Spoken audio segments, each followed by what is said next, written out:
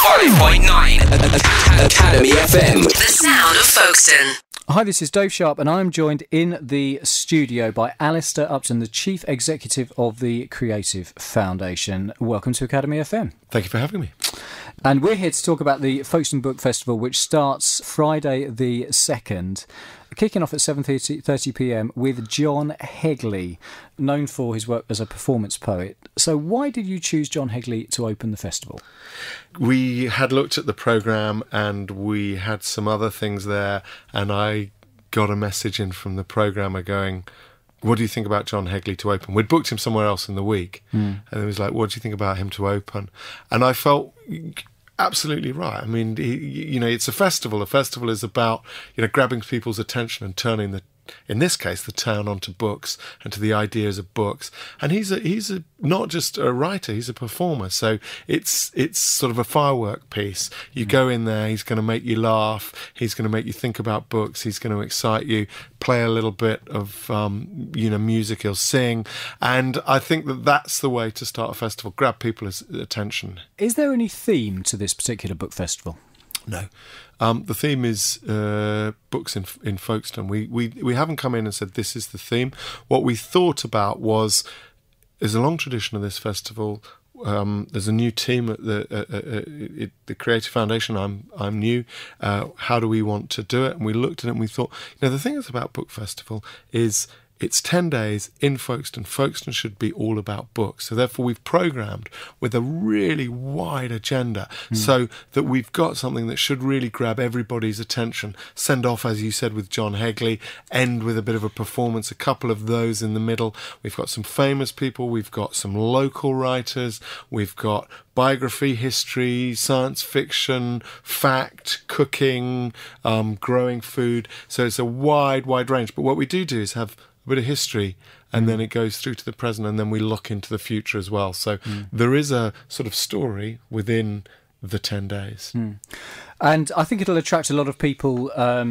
Some of the history in there will attract a lot of people. Indeed, on the second day of the festival, you've got a talk from Leslie Hardy of the Town and Earth team, who've been excavating the Roman villa on the East Cliff in Folkestone.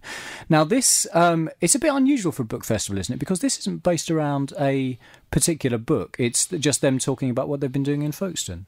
Yeah, this is been brought to us through the University Centre Folkestone, so in the Glassworks, and they've been looking at this project over time. And of course, in a sense, a book or a story is being told, and they're telling the old story of Folkestone. So by digging down, they're unearthing it, and then they can tell us about our past. And of course, it's all written up. These are archaeologists, so it is written up in a form that's probably at this point going to be published in a very technical way. But maybe a book will come out of it. We don't know. So it's sort of a work in progress, looking back and telling stories, and the stories it's telling are our past. So you say this is one of the slots that's been booked by University Centre Folkestone. Have you got many different lectures happening in the university, or the rest of them all happening in the Quarterhouse? We've got a number of venues. We've got about 6 or 7 venues across the town. Most of it's programmed by us, but UCF are programming works in the Glassworks. We've got some in the Saga Pavilion. We've got a lecture in the Grand. We've got Leescliff Hall. We've got Googie's. We've got the Quarterhouse, and we've got the Glassworks. So you can see that if it's a town's going to be about books, then it should be lots of subjects, geographically spread. Now, looking through the programme, staying on Saturday for now, Francesca Beard, there's a family event recommended for ages, it says here, 5.5 to 99.9. For the young people, it's not just lectures, basically. It's a lot more kind of workshop focused. Young people can actually be involved in this, can't they? It varies according to events, but they are quite interactive. So the Francesca Beard piece, and you can come if you're 100, don't worry. If you're only 99.9, you can come if you're 100. That's a performance poet. So, that will be quite an exciting, bubbly, upbeat piece. But then with the Stuart Ross, it's actually a workshop about writing. And he's a writer. He's an interesting writer. He's been teaching at UCF. He's based over in Canterbury, and he was a school teacher. And he said one day, I'm going to make a living as a writer, and he stopped teaching, and he writes loads and loads of books on all sorts of subjects. He writes technical books, and he writes novels, he's writing TV scripts, so he's really a great person to come and hear about how to write and work with him on it, because he's got that skill. That's what he's done. He's managed to make his life as a writer in a huge variety of ways. And for you, you've programmed quite a lot of variety into the Saturday the 3rd at 3 p.m.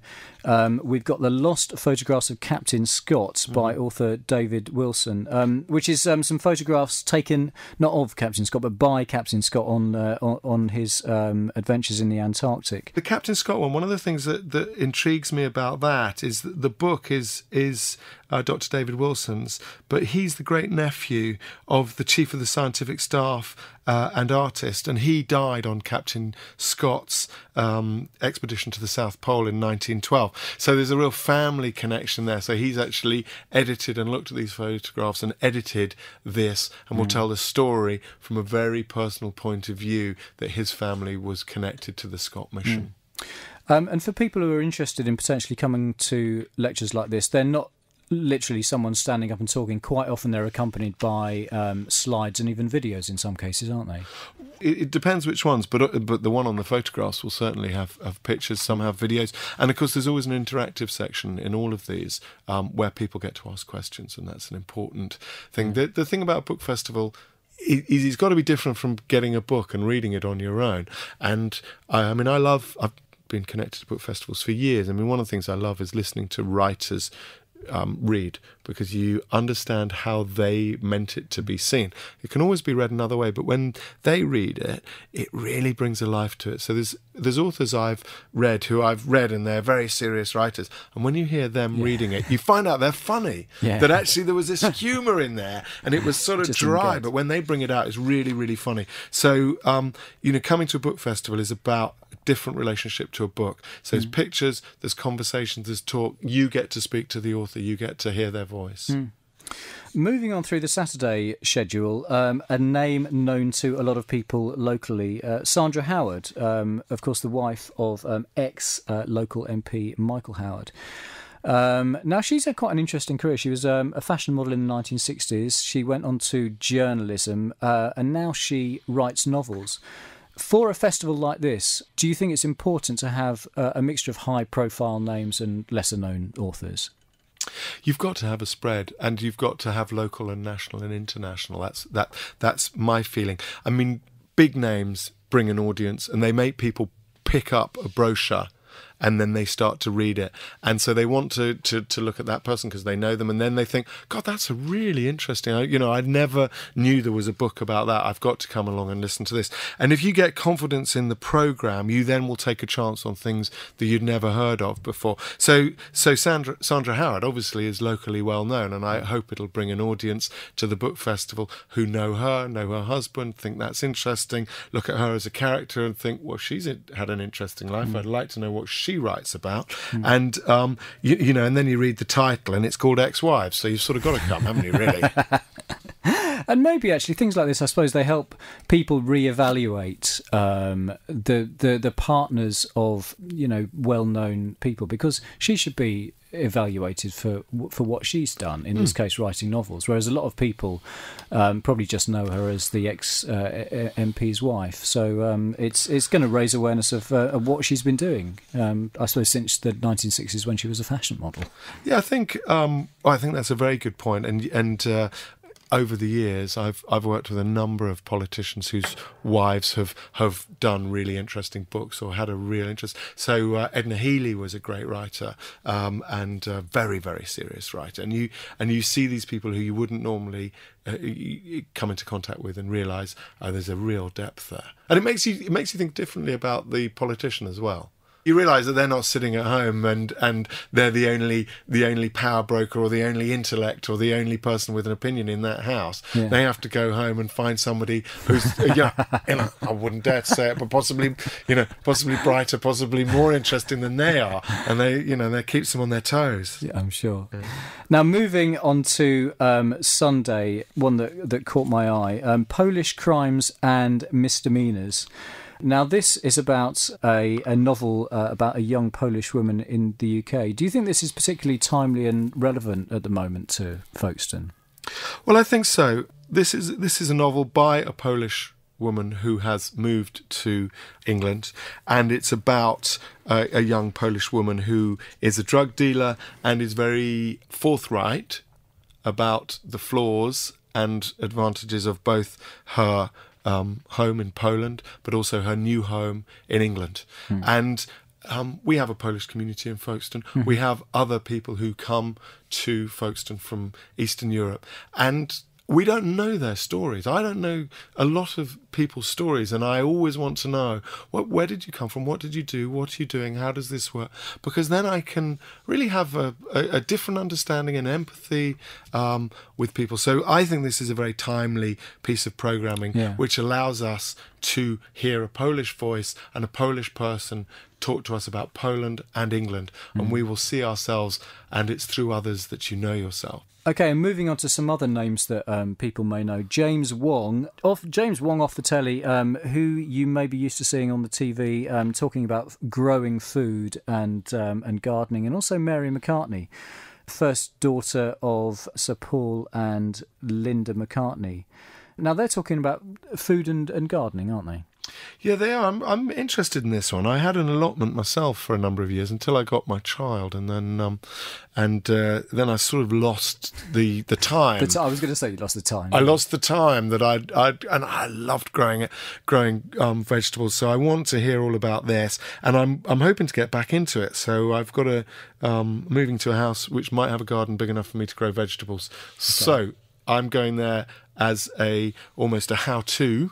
This is how to do it. And then pick up some tips. Yeah, and then the Mary McCartney, I'm interested in that. I was a vegetarian for about 15 or 16 years, but I'm afraid I've fallen off the wagon of vegetarianism. So maybe she's going to push me back to where I should be, because I'm sure it's better for me, and I should do things that are better for me. You see, a book festival is not just about pleasure, it's also about growth.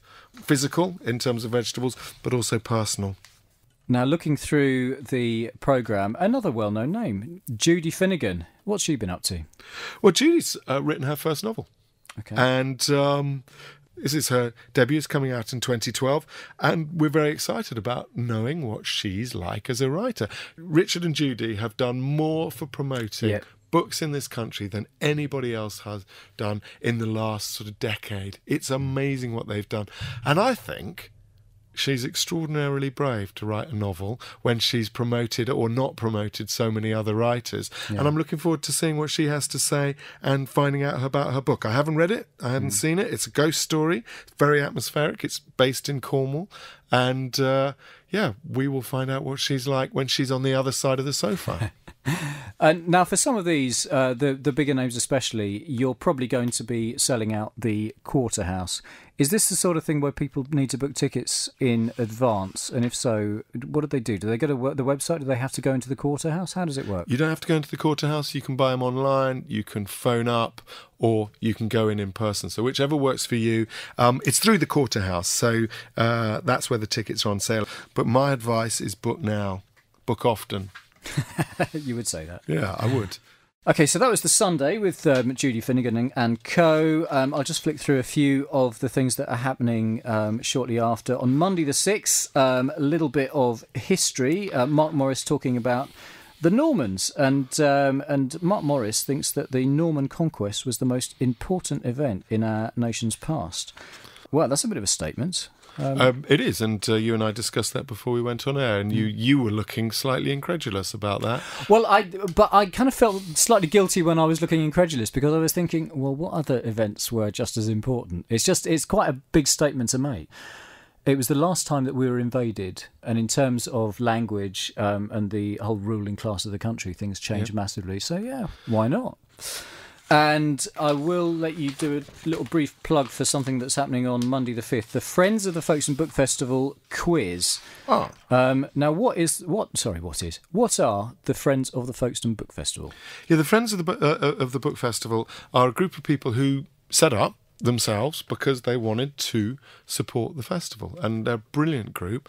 And not only do they buy membership, and that makes a donation to the book festival, but by doing so you're allowed to buy cheaper tickets, so there's that side of it. But there's also a huge amount of support, so we've spent a lot of time talking to them before the programme and during the programming, and they're a really brilliant group who help us look after and run the festival. So they look after some of the speakers, they introduce some of the events, and generally allow the book festival to happen. They're really important. They're sort of oil in the machine. They're really crucial to us. And then we have this friends quiz where you go along and answer questions. It says book knowledge is not compulsory, which means that I can go. Okay, me too. So is this only open to friends, or is it open to everyone, but it's run by the friends? Everybody can go. It's a fundraiser by the friends. Okay. And that is on Monday the 5th at 7:45pm. Now, going on, the rustle of paper in the background. On Tuesday the 6th, there was something that caught my eye. Making a Killing by David Hewson. As it says here, it's not uncommon for a hit TV series to be based on a best-selling novel, but David Hewson is turning this formula on its head with his highly acclaimed novel based on BBC 4's The Killing, which was a very highly respected TV series not long ago. How will this one be a little bit different to the other lectures you've got? Well, I think what's fascinating about this one is everybody will be coming to it from a point of view of the television. And I don't know, you must have had those conversations which you have with people who've read books. They always go and see a film and they always say it's not as good as the book because people feel obliged to say that. And in most cases it's absolutely true. So this one is going the other way around, and we're going to find out if the book is as good as the TV. I tell you, the book is huge. It's about 3 inches thick, and so it's good value. And I think it's a really interesting way of doing things. And I'm sort of putting it in contrast to The Best Exotic Marigold Hotel, which Deborah Mogak is the film is being shown, and then she's in conversation, and she was the author of the book, and so that is the other way round. So she wrote the book and then the film was made, and this way around. And what's fascinating is they say to make a film, the best starting point is a 15-minute short story. So a short story is actually what makes a film. So when you take a novel and make a film, there's much, much, much too much in it to make the film. So it's a really interesting editing thing. So, you know, the correlation between written word and film is quite an interesting one. And so the guy who's done The Killing has had to write a huge book to capture it. When you were planning the festival, was it a conscious decision to put a few films in there, or did it just come about because of what came up at the time? There's a history of it. We've done it for some time. People like it.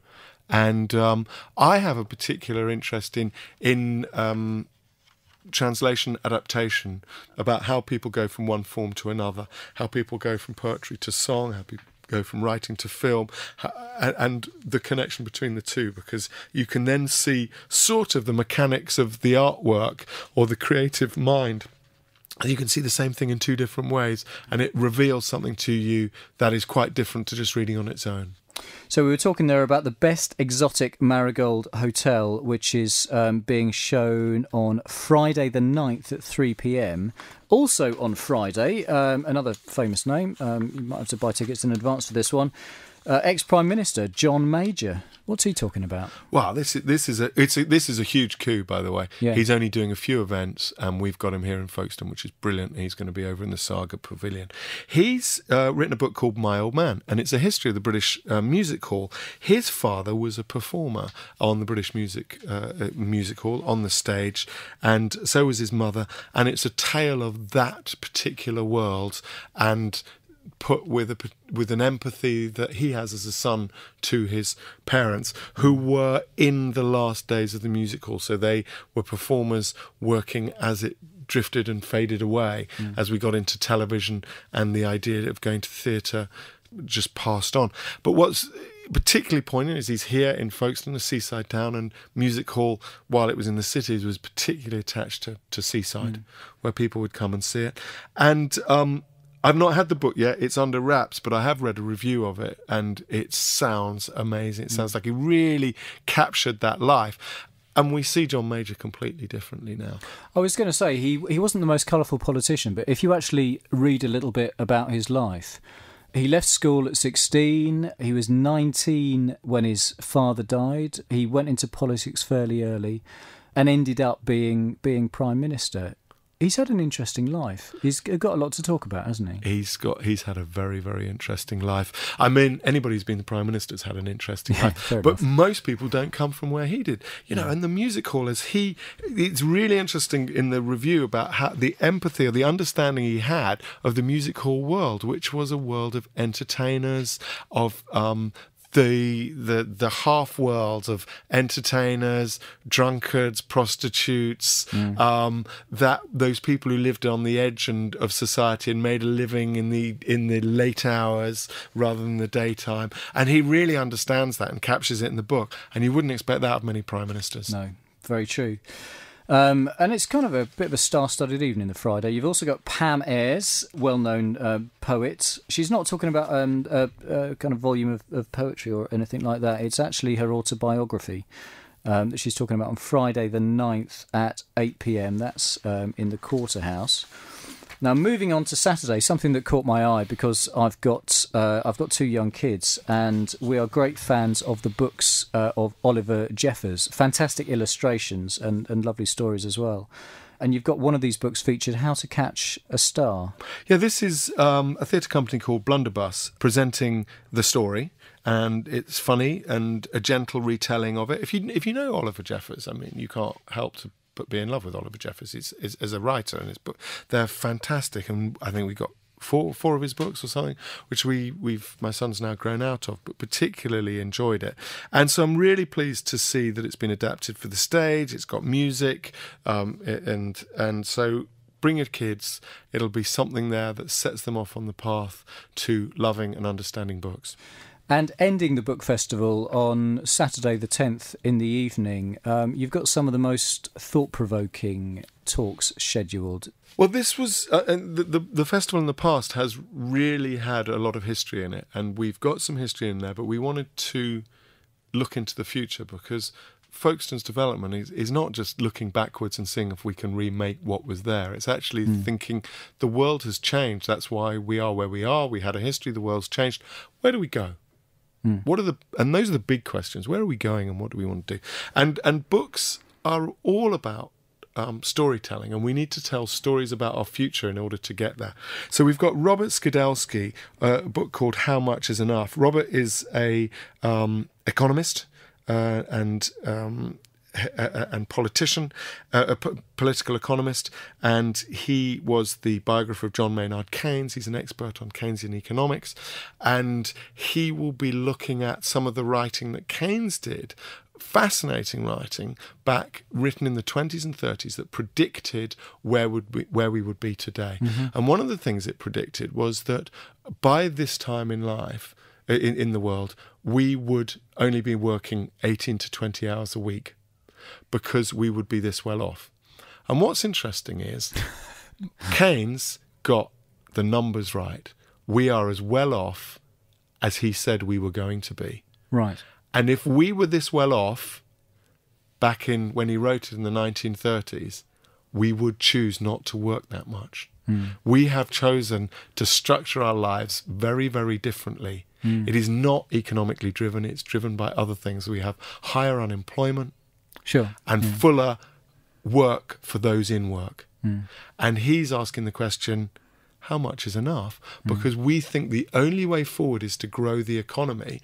But we've grown the economy like crazy since the 30s, and we're no happier, and we've got no better structures to our lives. In fact, in some ways worse. So let's turn those questions on their head and have a look at how the future might look, knowing the expertise that he brings and Keynes' analysis of the future. Tell us about the lecture that you've got scheduled after that, An Optimist Tour of the Future. Yeah, this is Mark Stevenson, who's he calls himself a future broker, and I've sort of had some times where I've been to futurologists. They're the people who take all of the information we've got now and start to think about where those paths might lead us into the future. And he's got his book's called An Optimist's Tour of the Future. So therefore, this sounds great to me. I don't want to spend a couple of hours imagining a dystopia in which the world is coming to an end in the future. This is about somebody saying, look, the past has been getting better. Here are some of the indicators of the future. Let's go and imagine what it can be, tell the stories about the future, then we might make it happen. Do you think lectures like this can actually be life-changing for some people? Typical conversations that you have in your family after seeing something like this about, am I in the right sort of job, or do I want to pursue this career path? Do you think that some of the stuff that you've got programmed on the last few days of this festival could actually be life-changing for some of the people who go and see it? I think that would go for a lot of the events all the way through. I mean, from getting you back in the garden, for eating vegetarian food, to thinking about the future, to understanding economics, to understanding that there are different ways of doing things, even to going back to the Normans and understanding why it is we live like we do, that these things aren't a matter of chance, and now we understand ourselves better. However, I don't want it to just feel like something that's good for us. We are going on from the Optimist Tour to some music. Okay. Poets and musicians from Canada, the Fugitives, and that should be a great laugh. And so we're bookending the festival. You can use that phrase. Can I use it? Yeah. We've got performance poet at the beginning, and we've got poets and musicians at the end. So it's party, really good filling. Excellent. Alistair Upton, thank you very much. Thank you.